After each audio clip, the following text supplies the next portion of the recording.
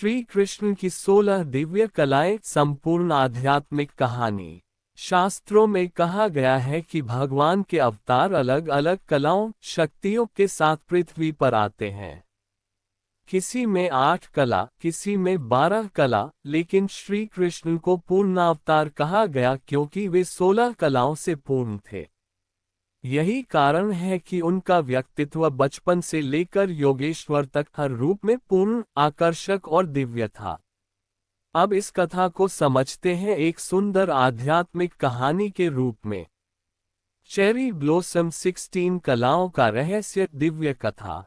द्वापर युग में जब पृथ्वी पर अधर्म बढ़ गया, तब देवताओं ने भगवान से प्रार्थना की, हे प्रभु, अब स्वयं अवतार लेकर धर्म की रक्षा कीजिए। तब भगवान विष्णु मुस्कुराए और बोले, इस बार मैं पूर्ण कलाओं के साथ अवतार लूंगा और मेरा नाम होगा कृष्ण। और उसी क्षण मथुरा की कारागार में जन्म हुआ उस बालक का, जो साधारण नहीं बल्कि पूर्ण ब्रह्म था। पुष्पन काल श्री कृष्ण की 16 दिव्य कलाएं विस्तार से। ज्ञान कला। कृष्ण बचपन से ही सर्वज्ञ थे। गीता का ज्ञान देकर उन्होंने संसार को धर्म का मार्ग दिखाया। बल कला। उन्होंने पूतना, कंस और अनेक राक्षसों का संहार किया, यह उनकी अद्भुत शक्ति का प्रमाण था। ऐश्वर्य कला। उनके पास दिव्य वैभव और योग माया थी, फिर भी वे सादगी से ग्वालबाल बनकर रहे।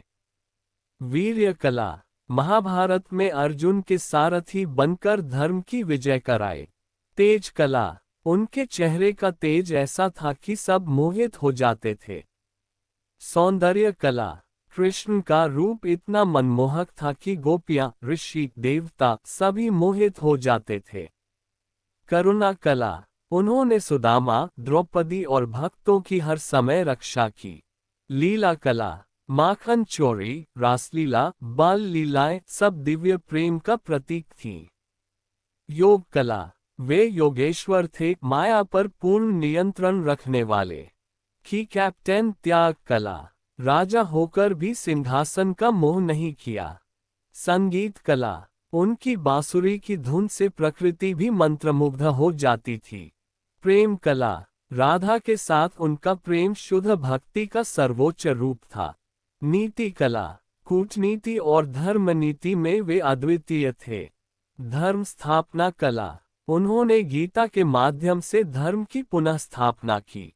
शांति कला। युद्ध से पहले शांति का संदेश भी दिया। पूर्णता कला। पूर्णावतार। यही सबसे बड़ी कला थी। सभी कलाओं का पूर्ण संतुलन। वन कथा का आध्यात्मिक सार। जब श्री कृष्ण वृंदावन में बांसुरी बजाते थे, तब केवल संगीत नहीं बजता था। वह 16 कलाओं की दिव्य ऊर्जा थी, जो हर हृदय को प्रेम से भर देती थी। कंस का वध, गोवर्धन धारण, गीता का उपदेश, रासलीला, ये सब अलग अलग घटनाएं नहीं थीं, बल्कि उनकी 16 कलाओं की अभिव्यक्ति थी। इसलिए शास्त्रों में कहा गया है, राम 12 कला के अवतार थे, पर कृष्ण 16 कला से पूर्णावतार हैं।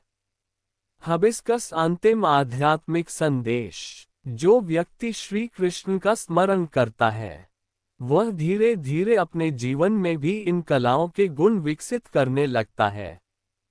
प्रेम, ज्ञान, शांति, करुणा और धर्म। इसीलिए भक्त कहते हैं, कृष्ण सिर्फ भगवान नहीं, पूर्णता का साक्षात रूप है। आकाशगंगा श्री कृष्ण की 16 कलाओं की और भी गूढ़ दिव्य कथा। जब देवताओं ने देखा कि पृथ्वी पर अधर्म बढ़ता जा रहा है, तब उन्होंने ब्रह्मा जी से प्रार्थना की। ब्रह्मा जी ने ध्यान लगाया और उन्हें दिव्य संकेत मिला। इस बार स्वयं पूर्ण परमात्मा 16 कलाओं के साथ अवतार लेंगे, और वही पूर्ण अवतार थे श्री कृष्ण। कलाओं का जन्म रहस्य दिव्य प्रसंग। कहा जाता है कि जब श्री कृष्ण का जन्म हुआ, उस रात केवल एक बालक नहीं जन्मा था, बल्कि साथ में 16 दिव्य शक्तियां भी पृथ्वी पर अवतरित हुई थीं। जैसे ही वासुदेव जी उन्हें गोकुल ले जा रहे थे, यमुना जी का जल शांत हो गया। यह कोई साधारण चमत्कार नहीं था।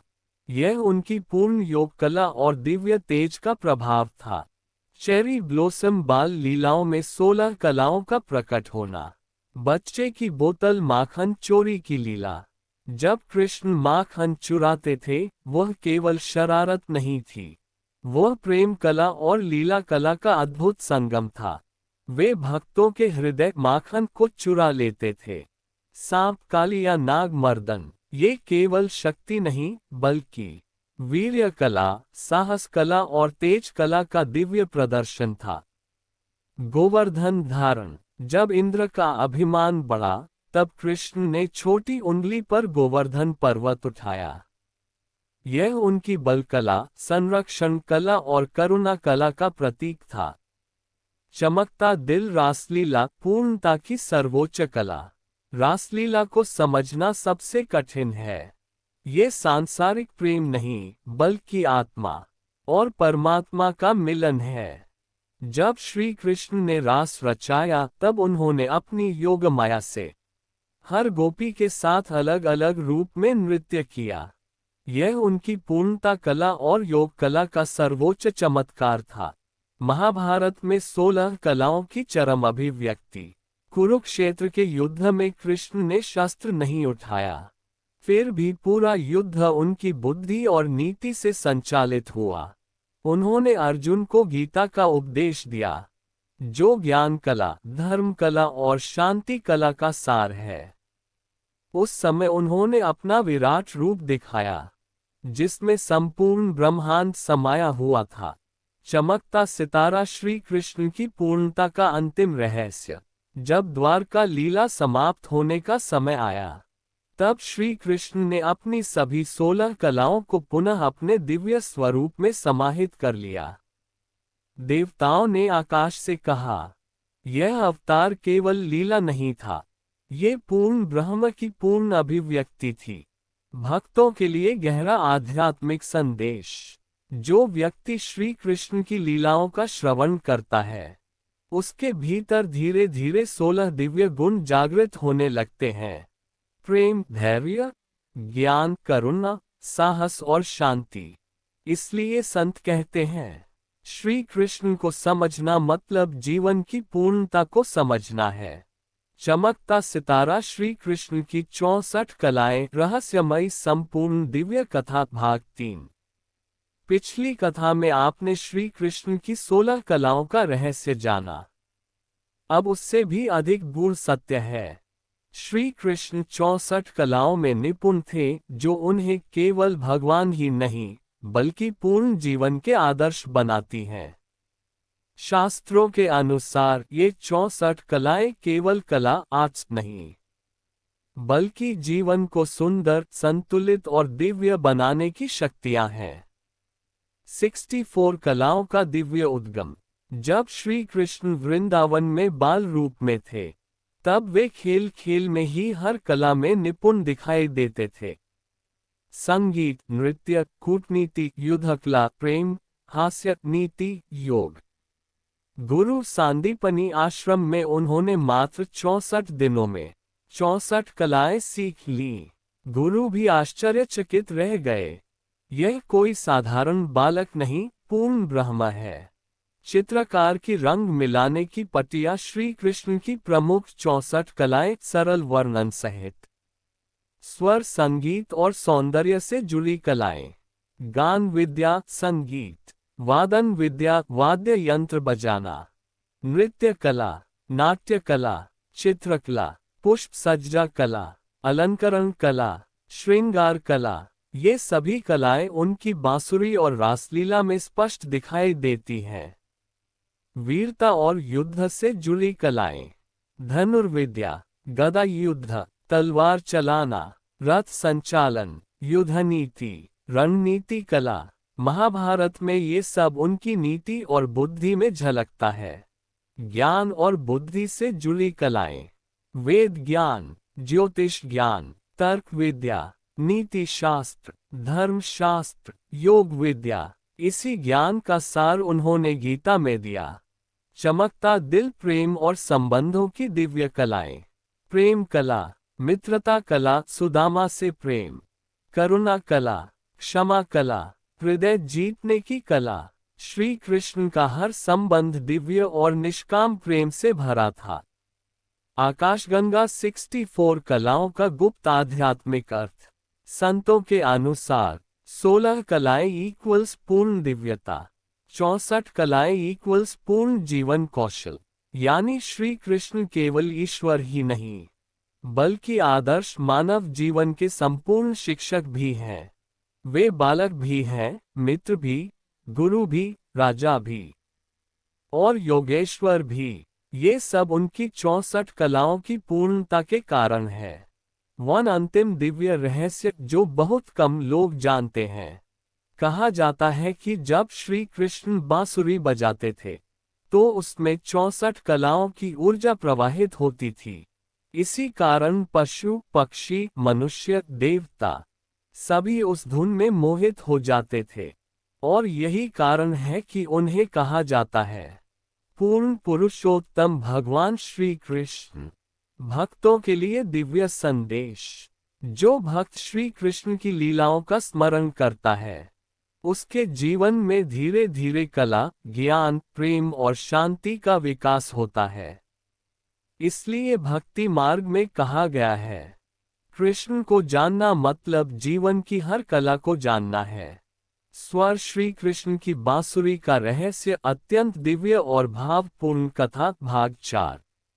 वृंदावन की शांत रात्रि, चांदनी आकाश में फैली होती थी।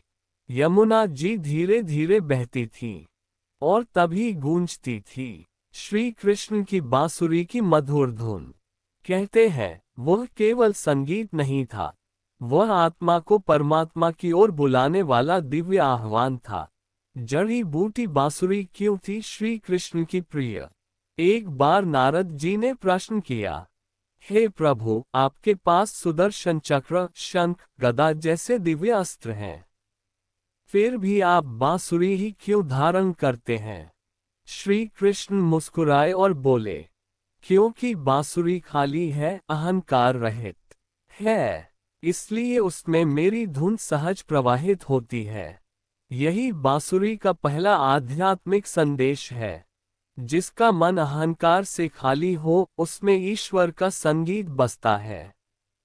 चमकता दिल बांसुरी और राधा का दिव्य संबंध। जब भी श्री कृष्ण बांसुरी बजाते सबसे पहले उस धुन को पहचानती थी राधा रानी। वह धुन केवल कानों से नहीं बल्कि हृदय से सुनी जाती थी। गोपियां अपने सारे कार्य छोड़ देती क्योंकि वह धुन संसार का नहीं, आत्मा का आह्वान थी। आकाशगंगा बांसुरी की 8 दिव्य धुनों का रहस्य। पुराणों में वर्णन मिलता है कि श्री कृष्ण की बांसुरी की धुन अलग अलग भाव जगाती थी। शांति धुन मन को शांत करती थी। प्रेम धुन हृदय में भक्ति जगाती थी। विरह धुन आत्मा को प्रभु के लिए तड़पाती थी। आनंद धुन आनंद से भर देती थी। करुणा धुन दया और कोमलता जगाती थी। आकर्षण धुन सभी को अपनी ओर खींचती थी। भक्ति धुन ईश्वर से जुड़ाव कराती थी। मोक्ष धुन आत्मा को दिव्य अनुभूति कराती थी। गूढ़ आध्यात्मिक रहस्य बहुत कम लोग जानते हैं। संत कहते हैं बांसुरी में 9 छेद होते हैं जो मानव शरीर के 9 द्वारों का प्रतीक है। जब मनुष्य अपना अहंकार, क्रोध, लोभ और मोह छोड़ देता है तो वह स्वयं बांसुरी की तरह पवित्र हो जाता है और तब उसके भीतर भी भगवान की कृपा की धुन बजने लगती है। वन अंतिम दिव्य संदेश। श्री कृष्ण की बांसुरी हमें ये सिखाती है, खाली बनो, विनम्र बनो, प्रेम से भर जाओ, तभी जीवन में ईश्वर का संगीत गूंजेगा। इसीलिए भक्त कहते हैं कृष्ण की बांसुरी केवल वाद्य नहीं बल्कि आत्मा को प्रभु तक पहुंचाने वाला दिव्य मार्ग है। चमकता दिल राधा और श्री कृष्ण का अनंत आध्यात्मिक प्रेम रहस्य भाग 5। वृंदावन की कुंज गलियों में जब भी श्री कृष्ण बांसुरी बजाते थे तो केवल ध्वनि ही नहीं गूंजती थी, वह प्रेम का वह दिव्य आह्वान था जिसे सबसे गहराई से अनुभव करती थी राधा रानी। ये प्रेम सांसारिक नहीं था, यह आत्मा और परमात्मा के मिलन का शाश्वत रहस्य था। चेरी ब्लॉसम राधा का जन्म और दिव्य संकेत। कथा के अनुसार जब राधा रानी का जन्म हुआ तब उन्होंने अपनी आंखें नहीं खोली। गांव के सभी लोग चिंतित हो गए, परंतु जिस क्षण नंदलाल कृष्ण उनके सामने आए, राधा ने पहली बार अपनी आंखें खोली, मानो उनकी दृष्टि का उद्देश्य ही कृष्ण थे। संत कहते हैं, राधा की आंखें संसार के लिए नहीं, केवल कृष्ण के दर्शन के लिए थीं। स्वर पहली मिलन लीला दिव्य अनुभूति। एक दिन यमुना तट पर श्री कृष्ण बांसुरी बजा रहे थे। उस मधुर धुन को सुनकर राधा वहां पहुंची। जैसे ही उनकी दृष्टि कृष्ण से मिली, समय मानो ठहर गया, न कोई शब्द, न कोई परिचय, फिर भी आत्माएं एक दूसरे को पहचान गईं। यह मिलन जन्मों का नहीं, अनादिकाल से चला आ रहा दिव्य संबंध था। पुष्पन काल रासलीला का गूढ़ प्रेम रहस्य। रासलीला को सामान्य प्रेम समझना सबसे बड़ी भूल है। जब श्री कृष्ण ने रास रचाया तब उन्होंने हर गोपी के साथ अलग अलग रूप में नृत्य किया, लेकिन राधा का स्थान सबसे उच्च रहा, क्योंकि राधा प्रेम की पराकाष्ठा थी। न स्वार्थ, न अपेक्षा, केवल समर्पण। क्राइंग विरह का सबसे बड़ा रहस्य जो हृदय को छू लेता है। जब समय आया और श्री कृष्ण को मथुरा जाना पड़ा तब वृंदावन की धरती भी मानो रो पड़ी। राधा ने उन्हें रोका नहीं, क्योंकि सच्चा प्रेम बांधता नहीं, मुक्त करता है। उन्होंने केवल इतना कहा, आप जहां भी रहेंगे मेरा हृदय वहीं रहेगा। यही विरह भक्ति का सर्वोच्च रूप माना गया है। आकाशगंगा राधा कृष्ण का अनंत आध्यात्मिक अर्थ। संतों के अनुसार कृष्ण इक्वल्स परमात्मा, राधा इक्वल्स आत्मा, बांसुरी इक्वल्स प्रेम का आह्वान, रासलीला इक्वल्स आत्मा का परमात्मा से मिलन। इसलिए राधा और कृष्ण दो नहीं, एक ही दिव्य तत्व के दो रूप माने जाते हैं।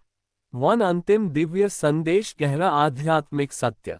राधा और कृष्ण का प्रेम हमें ये सिखाता है, सच्चा प्रेम पाने में नहीं, समर्पण में है। साथ में नहीं, हृदय में बसने में है। इसीलिए भक्त कहते हैं, कृष्ण बिना राधा अधूरे हैं और राधा बिना कृष्ण निरर्थक हैं। हबिस्कस राधा रानी द्वारिका क्यों नहीं गई, छिपा हुआ दिव्य रहस्य, भाग 6। जब कंस वध के बाद श्री कृष्ण को मथुरा और फिर द्वारिका जाना पड़ा तब ये प्रश्न सभी के मन में उठा, राधा रानी द्वारिका क्यों नहीं गईं? ये केवल एक घटना नहीं, बल्कि प्रेम, भक्ति और त्याग का सबसे गहरा आध्यात्मिक रहस्य है। वृंदावन प्रेम की भूमि, द्वारिका कर्तव्य की भूमि। संतों के अनुसार वृंदावन केवल एक स्थान नहीं था, वह प्रेम का लोक था, जहां श्री कृष्ण बालपन, लीला और निष्काम प्रेम में रमते थे।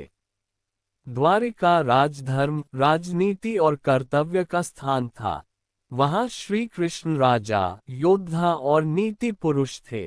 राधा का प्रेम लीला स्वरूप था और वह लीला केवल वृंदावन में ही पूर्ण थी। चमकता दिल, राधा का मौन त्याग, सबसे बड़ा प्रेम। जब श्री कृष्ण के मथुरा जाने का समय आया, गोपियां रोने लगी, वृंदावन विरह में डूब गया, पर राधा रानी ने उन्हें रोका नहीं। उन्होंने न शिकायत की, न आग्रह, क्योंकि वे जानती थीं, सच्चा प्रेम बंधन नहीं बनता, बल्कि प्रिय के धर्म और कर्तव्य को स्वीकार करता है। पुष्पन काल आध्यात्मिक रहस्य जो बहुत कम लोग समझते हैं। संत कहते हैं, राधा ने वृंदावन नहीं छोड़ा, क्योंकि उनका हृदय ही कृष्ण का सच्चा धाम था। यदि राधा द्वारिका चली जाती तो वृंदावन की प्रेम लीला समाप्त हो जाती। इसलिए उन्होंने विरह को ही अपना साधन बना लिया और यही विरह भक्ति का सर्वोच्च रूप माना गया। मुकुट द्वारिका में कृष्ण और वृंदावन में राधा। द्वारिका में श्री कृष्ण राजा बने, पर उनके हृदय में वृंदावन और राधा की स्मृति सदैव जीवित रही। कहा जाता है कि जब भी वे बांसुरी को देखते, उनकी आंखों में वृंदावन की याद आ जाती।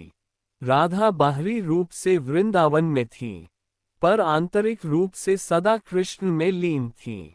आकाशगंगा अंतिम दिव्य अर्थ राधा द्वारिका क्यों नहीं गई? इसका गहरा आध्यात्मिक उत्तर है। राधा इक्वल्स शुद्ध प्रेम, द्वारिका इक्वल्स कर्तव्य और संसार, वृंदावन इक्वल्स आत्मिक भक्ति। शुद्ध प्रेम कभी स्थान पर निर्भर नहीं होता, वह हृदय में निवास करता है। वन हृदय को छू लेने वाला अंतिम संदेश। राधा रानी द्वारिका नहीं गईं, क्योंकि उनका कृष्ण से संबंध दूरी से नहीं, आत्मा से था। इसलिए भक्त कहते हैं, द्वारिका में राजा कृष्ण है, पर वृंदावन में आज भी राधा के श्याम बसते हैं। अंगूठी श्री कृष्ण ने राधा से विवाह क्यों नहीं किया? गुप्त आध्यात्मिक रहस्य भाग 7। ये प्रश्न सदियों से भक्तों के हृदय में उठता है। जब प्रेम इतना गहरा था तो विवाह क्यों नहीं हुआ? इस रहस्य को समझने के लिए हमें प्रेम, भक्ति और अवतार की लीला को गहराई से समझना होगा। चेरी ब्लॉसम राधा और कृष्ण दो शरीर, एक आत्मा। संतों के अनुसार राधा और श्री कृष्ण दो अलग नहीं थे। राधा कृष्ण की आंतरिक शक्ति ह्लादिनी शक्ति मानी जाती है। यदि दो एक ही तत्व हो तो विवाह की आवश्यकता कहाँ? विवाह दो अलग आत्माओं का मिलन है, पर यहाँ तो आत्मा और परमात्मा का एकत्व था। प्रेम का स्वरूप सांसारिक नहीं, आध्यात्मिक।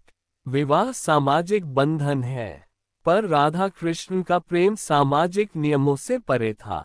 उनका संबंध शुद्ध भक्ति और समर्पण का प्रतीक है। यदि विवाह हो जाता तो लोग उसे सामान्य दाम्पत्य समझ लेते, परंतु उनका प्रेम संसार को ये सिखाने आया था कि सच्चा प्रेम शरीर से नहीं, आत्मा से जुड़ा होता है। क्राइंग विरह प्रेम की पराकाष्ठा। जब श्री कृष्ण वृंदावन छोड़कर गए तो राधा ने उन्हें रोका नहीं, क्योंकि उनका प्रेम पाने का नहीं, बल्कि समर्पण का था। विरह में जो तड़प है वही भक्ति की सबसे ऊंची अवस्था मानी जाती है। राधा ने संसार को विरह भक्ति का मार्ग दिखाया। मुकुट द्वारिका में विवाह क्यों हुए? श्री कृष्ण ने द्वारिका में रुक्मिणी, सत्यभामा आदि से विवाह किए। ये राजधर्म और सामाजिक व्यवस्था के लिए आवश्यक था, पर राधा का स्थान उनसे भिन्न और सर्वोच्च था। राधा प्रेम की मूर्ति है, जबकि द्वारिका की रानियां कर्तव्य और धर्म का प्रतीक है।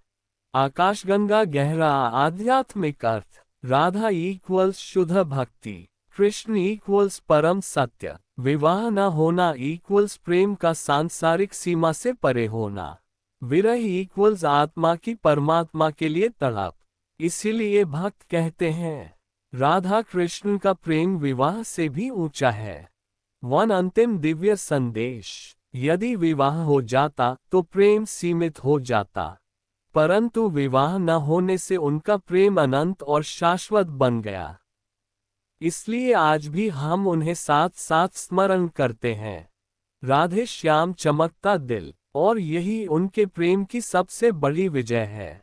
सूर्यास्त क्या राधा और श्री कृष्ण का अंतिम मिलन हुआ था। अत्यंत गुप्त और भावुक कथा भाग 8। वृंदावन से मथुरा और मथुरा से द्वारिका। समय बीतता गया, लीला बदलती गई, पर एक प्रश्न सदा भक्तों के हृदय में जीवित रहा। क्या राधा और श्री कृष्ण का फिर से मिलन हुआ था? ये कथा अत्यंत रहस्यमयी और भावनाओं से भरी मानी जाती है। वर्षों का विरह, मौन में जीवित प्रेम। जब श्री कृष्ण द्वारिका में राजधर्म निभा रहे थे, वहीं वृंदावन में राधा रानी बाहरी रूप से शांत थीं, पर भीतर उनका मन सदा श्याम में लीन रहता था। संतों के अनुसार राधा ने कभी कृष्ण को अलग माना ही नहीं। उनके लिए विरह भी एक प्रकार का मिलन था। पुष्पनकाल कुरुक्षेत्र का दिव्य मिलन प्रसिद्ध आध्यात्मिक प्रसंग। एक बार सूर्यग्रहण के अवसर पर कुरुक्षेत्र में वृंदावन के सभी लोग कृष्ण से मिलने पहुंचे। उसी समय राधा रानी और गोपियां भी वहां आईं। वर्षों बाद जब राधा और कृष्ण आमने सामने आए, तो वह क्षण शब्दों से परे था। न कोई औपचारिक संवाद, न कोई शिकायत, केवल मौन और आंसुओं में बहता प्रेम। चमकता दिल वह मिलन क्यों अलग था। कुरुक्षेत्र में कृष्ण राजा के रूप में थे, रथ, सेना और वैभव के साथ। पर राधा ने कहा, मुझे वह वृंदावन के बांसुरी वाले श्याम चाहिए, न कि द्वारिका के राजा। ये वचन गहरा आध्यात्मिक संदेश देता है।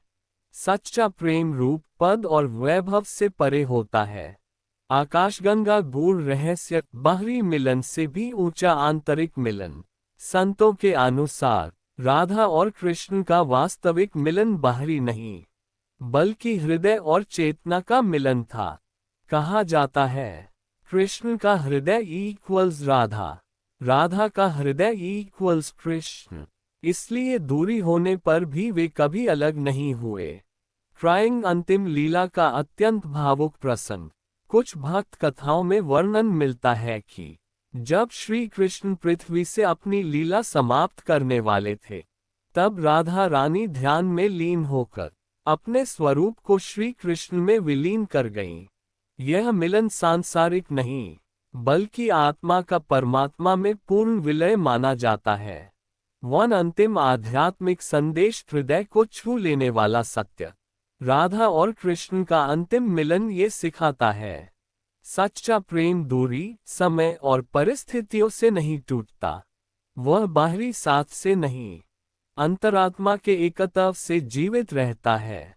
इसीलिए भक्त प्रेम से कहते हैं, राधा कृष्ण का प्रेम मिलन से नहीं, अनंत एकत्व से पूर्ण है। ट्राइडेंट साइन, श्री कृष्ण की अंतिम लीला और प्रस्थान का रहस्य, भाग 9। जब द्वापर युग अपने अंत की ओर बढ़ रहा था, तब श्री कृष्ण की पृथ्वी लीला भी धीरे धीरे पूर्ण होने लगी। यह कोई साधारण अंत नहीं था, बल्कि एक दिव्य और पूर्व निर्धारित लीला थी। आकाशगंगा यदुवंश का अंत, लीला का प्रारंभ। महाभारत युद्ध के बाद समय बीतता गया। द्वारिका में यदुवंश अत्यंत शक्तिशाली हो गया, किंतु ऋषियों के शाप के कारण यदुवंशियों में आपसी कलह उत्पन्न हुई। एक दिन प्रभास क्षेत्र में उनके बीच भयंकर संघर्ष हुआ और यदुवंश का विनाश हो गया। ये सब भी भगवान की लीला का ही भाग माना जाता है, क्योंकि पृथ्वी का भार हटाना उनका उद्देश्य था। वन में विश्राम, अंतिम क्षणों की दिव्यता। यदुवंश के अंत के बाद श्री कृष्ण एक शांत वन में गए। वह पीपल के वृक्ष के नीचे ध्यान मुद्रा में बैठ गए। उनका मन पुनर्तः शांत था, मानो वे पहले से जानते हों कि अब पृथ्वी लीला समाप्त होने वाली है। जरा नामक शिकारी का प्रसंग। उसी समय एक शिकारी जिसका नाम जरा था, उसे दूर से श्री कृष्ण का चरण हिरण के मुख जैसा प्रतीत हुआ। उसने अनजाने में बाण चला दिया। जैसे ही वह पास आया, उसे अपनी भूल का एहसास हुआ और वह रोने लगा। तब श्री कृष्ण मुस्कुराए और बोले, ये सब मेरी ही लीला है, तुम भय मत करो। उन्होंने उसे क्षमा कर दिया। यह उनकी करुणा और क्षमा की सर्वोच्च कला का प्रतीक है। वन अंतिम उपदेश और दिव्य प्रस्थान। कहा जाता है कि उस क्षण उनका तेज आकाश में फैल गया। देवताओं ने आकर उनका दिव्य स्वागत किया। उन्होंने अपने मानव स्वरूप का त्याग किया और पुनः अपने परम दिव्य स्वरूप में स्थित हो गए। यह मृत्यु नहीं थी, यह अवतार की लीला का पूर्ण समापन था। गहरा आध्यात्मिक रहस्य बहुत कम लोग जानते हैं। संतों के अनुसार श्री कृष्ण जन्म और मृत्यु से परे हैं। उनका प्रस्थान केवल देह त्याग था। आत्मस्वरूप सदैव शाश्वत है। जरा का बाण भी संयोग नहीं था, बल्कि पूर्व जन्म राम अवतार बाली प्रसन्न से जुड़ी कर्म लीला का परिणाम माना जाता है। चमकता दिल अंतिम दिव्य संदेश।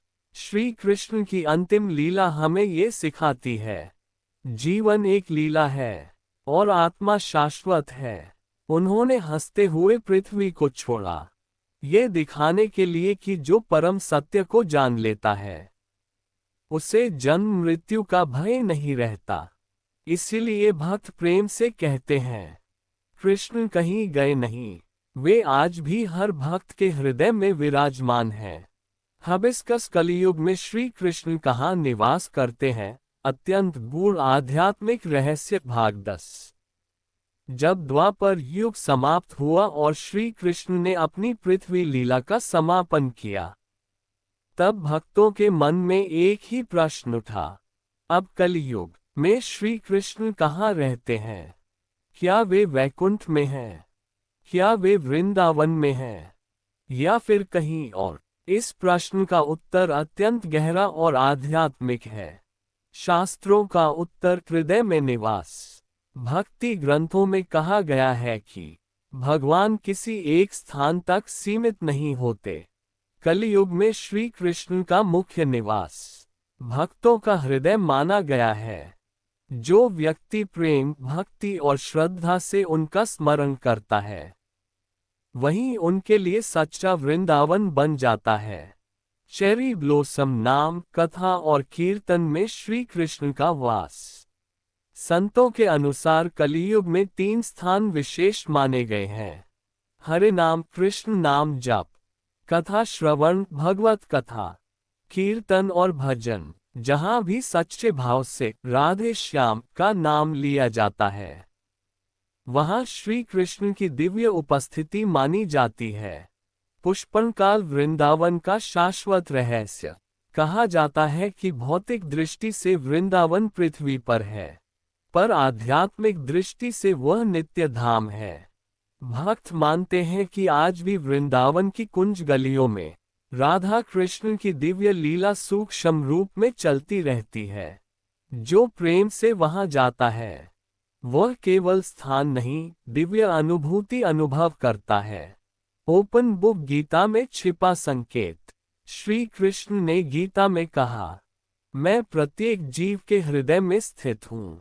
इसका अर्थ है, वे केवल मंदिरों में ही नहीं, बल्कि हर आत्मा के भीतर परम साक्षी रूप में विराजमान है। वन सबसे गुप्त आध्यात्मिक सत्य। कलियुग में श्री कृष्ण को देखने का मार्ग बाहरी नहीं, भीतरी है। न शोर में, न अहंकार में, बल्कि शुद्ध प्रेम, भक्ति और शांति में उनका अनुभव होता है। इसलिए संत कहते हैं, जहां प्रेम है वहां कृष्ण है, जहां भक्ति है वहां कृष्ण है, जहां करुणा है वहां कृष्ण है। चमकता दिल अंतिम दिव्य संदेश, हृदय को स्पर्श करने वाला। श्री कृष्ण कहीं दूर नहीं गए, वे आज भी भक्त की आंखों के आंसू में, भजन की धुन में और शुद्ध प्रेम से भरे हृदय में निवास करते हैं। इसीलिए भक्त प्रेम से कहते हैं, कलियुग में कृष्ण का सच्चा धाम भक्त का हृदय है। Crystal ball. कलियुग में श्री कृष्ण के संकेत और दर्शन कैसे मिलते हैं? दिव्य रहस्यमयी कथा भाग 11। कलियुग में भगवान के प्रत्यक्ष दर्शन दुर्लभ माने जाते हैं, लेकिन संत कहते हैं, श्री कृष्ण आज भी अपने भक्तों को संकेत देते हैं। ये संकेत हमेशा चमत्कार के रूप में नहीं, बल्कि सूक्ष्म अनुभूति, संयोग और भक्ति के भाव में प्रकट होते हैं। Cherry blossom. पहला संकेत, नाम जप में गहरी शांति। जब कोई भक्त सच्चे भाव से राधे कृष्ण या हरे कृष्ण का नाम जप करता है और अचानक मन शांत, हल्का और आनंदित हो जाता है, तो इसे श्री कृष्ण की कृपा का संकेत माना जाता है। यह आंतरिक शांति साधारण नहीं, बल्कि दिव्य स्पर्श की अनुभूति होती है। दूसरा संकेत, बिना कारण मन में भक्ति जागना। कभी कभी अचानक मन भजन सुनने, कथा सुनने या मंदिर जाने को प्रेरित होता है। संतों के अनुसार यह भी एक सूक्ष्म आह्वान है, मानो श्री कृष्ण स्वयं आत्मा को अपनी ओर बुला रहे हों। स्वर। तीसरा संकेत, भजन या बांसुरी की धुन से भावुकता। जब किसी भजन, कीर्तन या बांसुरी की धुन सुनकर अचानक आंखों में आंसू आ जाएं, तो ये केवल भावुकता नहीं मानी जाती। भक्ति मार्ग में इसे हृदय का जागरण कहा जाता है, जहां आत्मा प्रभु के स्पर्श को अनुभव करती है। पुष्पन काल। चौथा संकेत, कठिन समय में अदृश्य सहायता। कई भक्त अनुभव करते हैं कि सब रास्ते बंद होने पर भी अचानक कोई समाधान मिल जाता है। इससे कृष्ण की लीला कहा जाता है, जहां वे प्रत्यक्ष नहीं पर अप्रत्यक्ष रूप से मार्गदर्शन करते हैं। पांचवा संकेत, स्वप्न और ध्यान में अनुभूति। कुछ साधकों को ध्यान या स्वप्न में श्री कृष्ण का स्वरूप, मंदिर, बांसुरी या प्रकाश का दर्शन होता है। शास्त्रों के अनुसार यह मन की कल्पना भी हो सकती है और दिव्य अनुभूति भी, जिसे केवल शुद्ध भक्ति से ही पहचाना जा सकता है। सबसे गुप्त आध्यात्मिक सत्य। संतों का कहना है, कलियुग में श्री कृष्ण का दर्शन आंखों से कम और हृदय से अधिक होता है। वे चमत्कार से नहीं, बल्कि प्रेम, शांति और करुणा के रूप में प्रकट होते हैं। चमकता दिल। अंतिम भावपूर्ण संदेश। यदि मन में बिना कारण कृष्ण के प्रति प्रेम बढ़ने लगे, भजन में आनंद आने लगे और जीवन में भीतर से शांति महसूस हो, तो समझना चाहिए कि यह साधारण नहीं है। भक्त प्रेम से कहते हैं, कृष्ण दर्शन आंखों से नहीं, शुद्ध हृदय से होते हैं। हिबिस्कस राधा नाम इतना शक्तिशाली क्यों है? छिपा हुआ दिव्य रहस्य। भाग 12।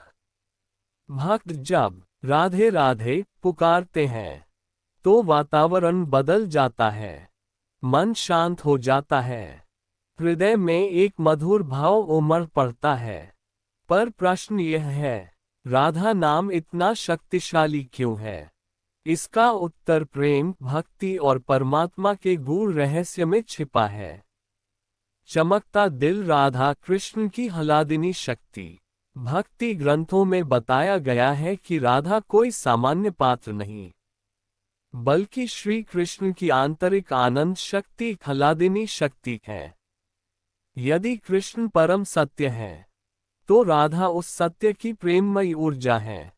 इसीलिए संत कहते हैं, कृष्ण तक पहुंचने का सबसे सरल मार्ग राधा है। Cherry blossom. राधा नाम का आध्यात्मिक अर्थ।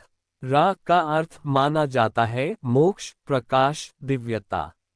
धा का अर्थ धारण करना, अर्थात जो आत्मा को मोक्ष की ओर धारण करे, वह है राधा। जब भक्त राधा नाम जपता है, तो वह सीधे प्रेम मार्ग पर प्रवेश करता है।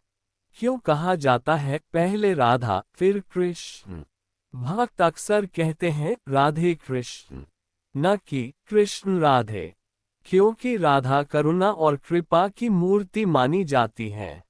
कहा जाता है कि यदि राधा प्रसन्न हो, तो कृष्ण स्वतः ही प्रसन्न हो जाते हैं। ये प्रेम का मार्ग है, जहाँ कृपा पहले आती है और परमात्मा बाद में मिलते हैं। पुष्पन काल। कलियुग में राधा नाम की विशेष महिमा। संतों के अनुसार कलियुग में नाम जप सबसे सरल साधना है। राधे राधे का जप हृदय को कोमल, विनम्र और प्रेम से भर देता है। जहाँ हृदय में प्रेम जागता है, वहीं कृष्ण का निवास हो जाता है। गूढ़ आध्यात्मिक सत्य। कृष्ण शक्ति है, राधा प्रेम है। कृष्ण सत्य है, राधा उस सत्य का आनंद है। इसलिए राधा नाम जपना केवल एक नाम लेना नहीं, बल्कि शुद्ध प्रेम को आमंत्रित करना है। डिजी अंतिम भावपूर्ण संदेश। यदि जीवन में शांति चाहिए, यदि हृदय में प्रेम चाहिए, यदि आत्मा को दिव्य स्पर्श चाहिए, तो केवल एक बार सच्चे भाव से कहिए, राधे राधे। चमकता दिल भक्तों का विश्वास है। जहाँ राधा नाम गूंजता है, वहाँ स्वयं श्री कृष्ण उपस्थित हो जाते हैं। Trident sign. क्या कलियुग में श्री कृष्ण पुनः अवतार लेंगे? भविष्य का गूढ़ रहस्य। भाग 13। ये प्रश्न हर भक्त के मन में कभी न कभी उठता है। क्या श्री कृष्ण फिर से पृथ्वी पर अवतार लेंगे? शास्त्रों के अनुसार भगवान समय समय पर धर्म की रक्षा के लिए अवतार लेते हैं। द्वापर युग में श्री कृष्ण ने अवतार लिया, और कलियुग में भी एक महान अवतार का उल्लेख मिलता है।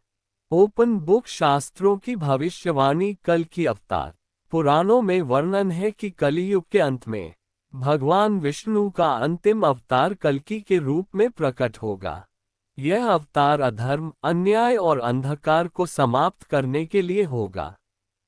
कहा जाता है कि वह श्वेत घोड़े पर सवार होंगे और हाथ में दिव्य तलवार धारण करेंगे। अनेक संत मानते हैं कि श्री कृष्ण स्वयं विष्णु के पूर्ण अवतार हैं, इसलिए कल्कि अवतार में भी वही परम दिव्य तत्व होगा। श्री कृष्ण का वचन धर्म की रक्षा। भगवद गीता में श्री कृष्ण ने कहा, जब जब धर्म की हानि होती है और अधर्म बढ़ता है, तब तब मैं अवतार लेता हूँ। इसका अर्थ है, भगवान का अवतार समय और परिस्थिति के अनुसार होता है, और वह केवल एक युग तक सीमित नहीं है। आकाशगंगा। क्या कृष्ण स्वयं फिर आएंगे? भक्ति परंपरा के अनुसार भगवान का स्वरूप एक ही है, पर उनके अवतार अनेक रूपों में प्रकट होते हैं। इसलिए कुछ संत कहते हैं, कृष्ण पुनः उसी रूप में न भी आए, पर उनका दिव्य तत्व कल्कि अवतार में प्रकट होगा, और भक्ति के माध्यम से वे सदा उपस्थित रहते हैं। कलियुग में अवतार से पहले के संकेत। आध्यात्मिक दृष्टि। धार्मिक ग्रंथों में कुछ संकेत बताए गए हैं। धर्म का अत्यधिक पतन, सत्य का लुप्त होना, अन्याय और हिंसा की वृद्धि, मानवता में करुणा की कमी। जब ये सब चरम पर पहुंचता है, तब दिव्य अवतार का समय निकट माना जाता है। चमकता दिल। सबसे गहरा आध्यात्मिक सत्य। संत कहते हैं, भगवान का सबसे बड़ा अवतार बाहरी नहीं, भीतरी जागरण है। जब किसी मनुष्य के भीतर धर्म, प्रेम और सत्य जागते हैं, तो वही दिव्य चेतना का अवतरण माना जाता है। हिबिस्कस। अंतिम दिव्य संदेश। श्री कृष्ण कहीं गए नहीं, वे हर युग में, हर हृदय में और हर सच्ची भक्ति में प्रकट होते हैं। और जब समय आएगा, धर्म की रक्षा के लिए उनका दिव्य तत्व पुनः अवतरित होगा। इसीलिए भक्त श्रद्धा से कहते हैं, कृष्ण का अवतार समय से नहीं, धर्म की पुकार से होता है। बवंडर। श्री कृष्ण का सुदर्शन चक्र, दिव्य शक्ति और रहस्य। भाग 14। श्री कृष्ण के हाथ में जो दिव्य अस्त्र चमकता था, उसे केवल एक हथियार समझना भूल होगी। सुदर्शन चक्र केवल विनाश का साधन नहीं, बल्कि धर्म, समय और न्याय की दिव्य शक्ति का प्रतीक है। Trident sign. सुदर्शन चक्र की उत्पत्ति का रहस्य। पुराणों के अनुसार सुदर्शन चक्र भगवान विष्णु का दिव्य अस्त्र है। कहा जाता है कि इसका निर्माण दिव्य तेज और अग्नि तत्व से हुआ था। कुछ कथाओं में वर्णन मिलता है कि देवताओं की प्रार्थना पर विश्वकर्मा ने इसे दिव्य ऊर्जा से निर्मित किया, ताकि अधर्म का नाश और धर्म की रक्षा हो सके। High voltage. सुदर्शन नाम का गहरा अर्थ। सु इक्वल्स शुभ, सुंदर, पवित्र। दर्शन इक्वल्स दृष्टि, अर्थात जो सही दृष्टि दे और अज्ञान का नाश करे, वही सुदर्शन है। इसलिए ये केवल बाहरी शत्रु का नाश नहीं करता, बल्कि अज्ञान और अधर्म का भी अंत दर्शाता है। श्री कृष्ण ने कब कब किया सुदर्शन चक्र का प्रयोग। शिशुपाल वध। राजसूय यज्ञ के समय शिशुपाल ने बार बार अपमान किया। जब उसकी सीमाएं पार हुई, तब श्री कृष्ण ने सुदर्शन चक्र से उसका वध किया। द्रौपदी की रक्षा। कथाओं में माना जाता है कि द्रौपदी की लाज रक्षा में कृष्ण की दिव्य शक्ति सक्रिय हुई, जो उनकी सुदर्शन ऊर्जा का ही रूप मानी जाती है। धर्म की रक्षा। महाभारत के अनेक प्रसंगों में सुदर्शन चक्र धर्म की रक्षा का प्रतीक बना। आकाशगंगा सुदर्शन चक्र की अद्भुत विशेषताएं। यह मन की गति से भी तेज चलता है। इसे कोई रोक नहीं सकता। ये स्वयं लक्ष्य पहचान लेता है, वापस अपने स्वामी के पास लौट आता है। इसीलिए इसे दिव्य चेतन अस्त्र कहा जाता है। गूढ़ आध्यात्मिक अर्थ। सबसे महत्वपूर्ण। संतों के अनुसार सुदर्शन चक्र केवल युद्ध का अस्त्र नहीं, बल्कि समय काल चक्र का प्रतीक है। चक्र इक्वल्स समय का चक्र, गति इक्वल्स कर्म का फल, धार इक्वल्स सत्य की शक्ति। अर्थात जो अधर्म करता है, समय का चक्र स्वयं न्याय करता है। वन भक्तों के लिए गहरा संदेश। श्री कृष्ण का सुदर्शन चक्र हमें ये सिखाता है, धर्म की रक्षा के लिए शक्ति आवश्यक है, पर वह शक्ति सदैव न्याय और करुणा के साथ होनी चाहिए। इसलिए भक्त श्रद्धा से कहते हैं, जहाँ धर्म है वहाँ सुदर्शन की रक्षा है।